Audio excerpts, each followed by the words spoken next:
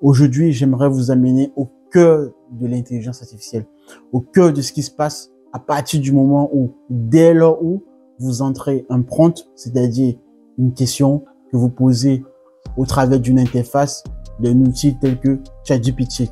Donc, vous l'aurez bien compris, que ce soit Gemini côté Google ou bien d'autres outils de ce genre. Bref, ce que l'on appelle une IA générative qui va générer donc du texte. Dès lors que vous posez une question, donc un prompt ou une demande tout simplement, au travers de ce genre d'outils, j'aimerais vous amener au cœur de ce qui fait réellement la réponse que vous obtenez au sortir de votre écran. Donc ici, cette vidéo va être à la destination des étudiants qui sont en voie d'être ingénieurs ou salariés déjà, et éventuellement, c'est ceux qui sont en reconversion. Je fais cette vidéo parce que je constate que dans la communauté francophone plus généralement, que ce soit donc en France ou même en Afrique de manière plus large, bref, l'information autour de l'IA est vraiment axée avec beaucoup de retard par rapport au monde anglo-saxon. Et c'est donc à dessein que j'estime, de par mes connaissances et du fait aussi que j'aime bien transmettre de manière gratuite, bien sûr. Et cela me fait plaisir de vous montrer d'ailleurs ces connaissances-là pour que des personnes qui souhaitent se lancer dans l'IA, parce que c'est le moment aussi, je précise, de se lancer dans l'IA, parce que dès lors qu'on aura traversé la vague de maturité, c'est-à-dire d'ici 1 an, 2 ans à peu près, je pense que les choses seront beaucoup plus serrées et le train sera déjà, si je puis dire ainsi, aller très très très loin. Donc, on va entrer justement, revenons au sujet, à ce qui fait l'essence même de le cœur de compréhension de votre question, bref, de votre prompt, dès lors que vous posez une question sur ChatGPT. J'ai ma petite ardoise ici numérique et je vais essayer du moins le plus que possible avec des thèmes très très simples.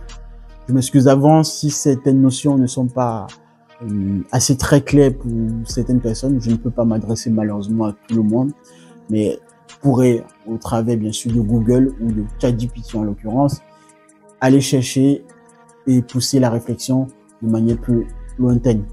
Donc, une chose à savoir, vous savez, lorsque on a aujourd'hui un modèle tel que une IA générative, donc qui produit du texte, en l'occurrence ChatGPT, on va se baser là-dessus en tant que archétype et exemple très fondamental. Mais vous pouvez répéter le même processus avec les autres IA génératifs similaires. Vous avez une IA de ce genre. L'idée principale et la puissance de ces algorithmes-là, de ces outils, c'est d'avoir un outil qui soit capable de nous donner l'impression de converser avec un humain, de nous donner l'impression que cet outil nous comprend, au même titre que on est en train de discuter avec un ami d'enfance, un parent proche ou une connaissance intime. Donc c'est en cela que on voit que aujourd'hui les IA sont des facteurs vraiment très clés dans la généralisation et dans l'avancée des technologies. J'aimerais vous amener donc à ce qui fait réellement que comment cet outil arrive à nous donner, à nous bluffer, je dirais, cette compréhension quasi humaine. Et c'est donc le sujet de cette vidéo. Restez concentrés parce que tout ce que je vais dire et prononcer est vraiment millimétré et important à savoir. Il y a ce que l'on appelle dans la compréhension en premier lieu de ces outils-là. Vous devez comprendre ce mot en français. Je vais le dire d'abord en français, mais après je dirai le mot en anglais. Et une particularité également aussi, c'est que je parlais du retard tout à l'heure entre le monde anglo-saxon et le monde francophone, surtout lorsqu'il s'agit des innovations. C'est que la plupart des connaissances est bien évidemment liée aussi aux recherches produites, à la documentation, viennent du monde anglo-saxon, donc de la langue anglaise, la langue de Shakespeare. Ce qui fait donc que, évidemment, si vous devez aller plus loin dans vos recherches, vous devez donc vous familiariser avec certains thèmes qui sont pour la plupart en anglais et pas forcément traduit en français. Mais toujours est-il que je vais essayer du moins de vous donner les traductions et les significations, bien sûr, parce que c'est ça l'élément essentiel qu'il faudrait retenir à chaque fois. La première des choses à savoir ici, c'est ce que l'on appelle la recherche vectorielle. Je répète. La première des choses à savoir est ce que l'on appelle faire une recherche vectorielle. Vectorielle, vecteur. Comme ceci. Bon, voilà. La recherche vectorielle. Ça, c'est le mot en français. En anglais, on appelle cela vector embedding. OK? Comme ceci. Le mot exact, c'est plutôt ceci. Vector embedding. Alors, qu'est-ce que c'est? C'est l'élément essentiel. Prenez cette situation et c'est le cas pour chaque fois que vous entrez un prompt à partir d'une interface. Lorsque vous tapez une phrase, vous voyez, lorsque vous posez une question, par exemple, j'aimerais aller faire mes courses, combien coûte le paquet de lait d'une marque X, etc. Exemple de prompt. Cette phrase-là, pour la machine, ce ne sont que des chiffres en fait. D'accord? Ça, c'est très essentiel à savoir. C'est en ça déjà la différence entre le langage humain et le langage machine, donc le langage de l'intelligence artificielle. Nous, humains, nous parlons un langage qui va être basé sur des sentiments, sur de la visualisation. Quand je prononce voiture, vous visualisez quelque chose qui a 4 roues, etc. Une couleur, par exemple, etc. Pour la machine, ce ne sont que des concepts mathématiques, ce ne sont que des chiffres, des probabilités qui, néanmoins, ont réussi, et c'est là la subtilité où les mathématiciens, en tout cas la puissance de pouvoir relier les mathématiques au concept du langage naturel. La puissance ici a été le fait de pouvoir relier ce que nous comprenons en tant que humains aux chiffres, aux nombres mathématiques, aux concepts mathématiques pour pouvoir capturer, je précise, la sémantique et le contexte des phrases prononcées ou des phrases écrites. Voilà donc en quoi aujourd'hui l'IA générative fonctionne vraiment merveilleusement. Alors, première chose, donc, j'ai précisé, vous avez ici votre phrase. D'accord? Cette phrase ici, quelle que soit la longueur de cette phrase, elle va être décomposée par la machine par un processus qu'on appelle la tokenisation. Alors, la tokenisation, c'est en gros, c'est subdiviser votre phrase en de mots ou en de sous-groupes de mots. Donc, si je dis par exemple, le chat est sur le canapé, par exemple comme ceci, le chat est sur le canapé. Supposons que ça, c'est une phrase. OK? La tokenisation va consister à séparer chaque mot de cette phrase en de sous-mots. D'accord? Comme ceci.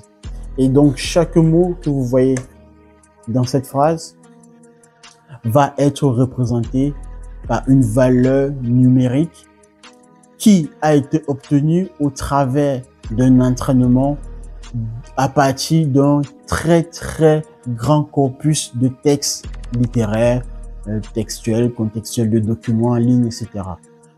Par exemple, pour vous donner un ordre d'idée de grandeur, Wikipédia en 2021, dans la langue anglaise, comportait environ 4 milliards de mots, tous les articles confondus. Je pense qu'aujourd'hui, on en est quand même à au-delà même plus de 6 milliards d'après les récents chiffres que j'ai. Bref, l'idée, voilà l'ordre d'idée, entre guillemets, de ce que l'on appelle un corpus de grand langage. Donc, on va entraîner. Alors, quand on dit entraîner, il y a aussi, bien sûr, ceci à préciser.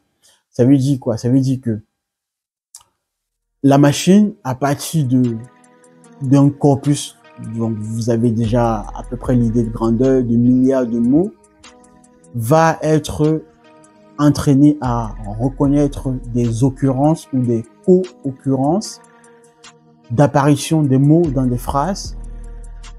Et à partir de ces occurrences-là, qu'on va compter, bien sûr, on en a aujourd'hui la possibilité parce qu'on a la puissance de calcul. Et c'est aussi le deuxième facteur qui fait l'émergence de l'intelligence artificielle. Parce qu'auparavant, ce qui nous, entre guillemets, dérangeait dans la mise en place de l'IA en termes de maturité par rapport à aujourd'hui, c'est que bien que ayant la data, le big data, il nous manquait néanmoins la partie puissance de calcul, donc le calcul nécessaire aujourd'hui, les GPU, Graphic Processor Unit, pour pouvoir donc être capable d'exécuter ces calculs de comptage. Donc aujourd'hui, avec un texte ou un corpus linéaire de plus de 6 milliards de mots, voire plus, la puissance de calcul aujourd'hui et les techniques mathématiques nous permettent de compter les occurrences dans ce grand corpus, aussi grand soit-il. Et je rajoute aussi en second lieu, en plus du comptage, on va être capable de rajouter les éléments sémantiques et syntaxiques du langage naturel en question. C'est-à-dire qu'en français, par exemple, on va considérer qu'une phrase correcte, c'est sujet, verbe, complément. Par exemple, la manière dont les mots sont orthographiés, la grammaire, etc., vont faire partie des règles que l'on va implémenter pour pouvoir, chaque fois dans un corpus de plus de 6 milliards de mots, où l'on trouve par exemple le mot chat, on va pouvoir être capable de compter non seulement en termes de comptage le mot chat, combien de fois il apparaît dans des phrases, dans des paragraphes, etc., mais dans quel contexte il apparaît. Est-ce que le chat apparaît, le mot chat, entre guillemets, apparaît le plus souvent dans un contexte de maison, de domestique, etc., ou plutôt dans un contexte de jungle, quelque part de sauvage. Donc, voilà les éléments de sémantique qui vont être rajoutés pour pouvoir mieux cette fois-ci apprécier la valeur, ce qu'on appelle donc tous les aspects sémantiques du mot chat. D'accord? Ça, c'est vraiment très essentiel ce que je viens de vous donner comme information. Si vous n'avez pas bien compris ça, vous pouvez réécouter à nouveau mon propos pour pouvoir mieux comprendre donc cette partie que je viens de préciser. Donc, à partir de là, donc, on va être capable de produire un score de probabilité qui traduira tout simplement les aspects sémantiques du mot chat ici dans tout le corpus de langage dans lequel on a retrouvé le mot chat et dans le type de contexte dans lequel il a été aperçu. Et c'est cela donc qui va produire une probabilité d'apparition. On va mettre par exemple ici, alors je mets W2, je mets ici W1, W3, alors W tout simplement parce que en anglais en général, un mot est plutôt noté avec ces lettres pour signifier word. Voilà, word comme côté Windows, ok. Donc en français, le premier mot de cette phrase, le deuxième, le troisième, etc. D'accord? Et donc, tout ce dont je vous ai dit tout à l'heure concernant le comptage, le contexte d'apparition, etc., on va noter ces mots-ci de cette manière et calculer les probabilités en question qui ont permis donc l'apparition de ces mots dans les contextes précisés. Donc, chaque mot va se voir associer une probabilité. Donc, la probabilité pour avoir le mot 1, la probabilité pour avoir le mot 2. Donc, ici, chat comme exemple, mais vous répétez la même logique avec les autres mots en question, etc. Donc, par exemple, ici, le mot chat, sa probabilité PW2 va dépendre non seulement donc du nombre d'occurrences du mot chat, mais également de sa relation avec tous les autres mots de la phrase. Puisque effectivement, chat donc le mot entre guillemets chat est lié avec canapé. Donc il y a une relation aussi à capturer en termes de sémantique là-dessus. Ça, c'est vraiment aussi important dans la mise contextuelle de ces différents mots contenus dans cette phrase que j'ai pris comme exemple. Alors, première grosse partie essentielle qui vient d'être effectuée. Maintenant, vous allez maintenant me poser la question de savoir, mais jusqu'ici, ça reste un peu flou. Et comment fait-on par la suite? Comment la machine, cette fois-ci, arrive à traduire, à comprendre cette phrase telle qu'un humain?